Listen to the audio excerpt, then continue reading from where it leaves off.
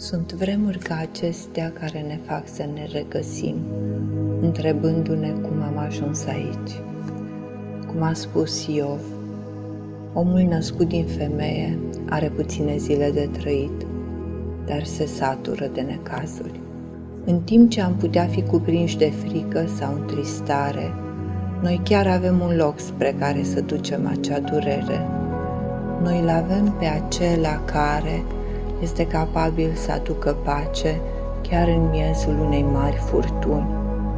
Eu am aflat o astfel de pace meditând la cuvântul Lui.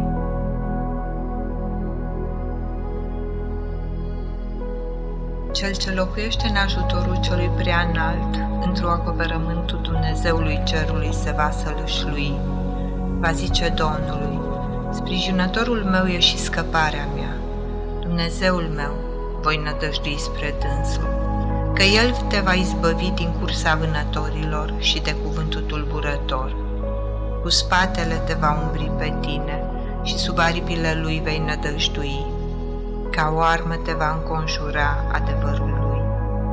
Nu te vei teme de frica de noapte, de săgeata ce zboară ziua, de lucrul ce umblă în întuneric, de molima ce bântuie într-o amiază. Cădea vor dinspre latura ta 1000 și 10.000 de-a dreapta ta, dar de tine nu se vor apropia. Însă cu ochii tăi vei privi și răsplătirea păcătoșilor vei vedea, pentru că pe Domnul, nădejdea mea, pe cel prea înalt l-ai pus scăpare ție.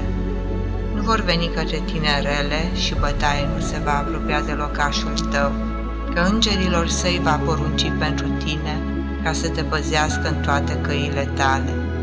Pe mâini te vor înălța, ca nu cumva să împiedici de piatră piciorul tău. Peste aspidă și vasilisc vei păși și vei călca peste leu și peste balaur. Că spre mine a nădăjduit și îl voi izbăvi pe el, zice Domnul. Îl voi acoperi pe el, că a cunoscut numele meu. Striga va către mine și îl voi auzi pe el. Cu dânsul sunt în necaz și îl voi scoate pe el și îl voi slăvi. Cu lungime de zile îl voi umple pe el și voi arăta lui mântuirea mea.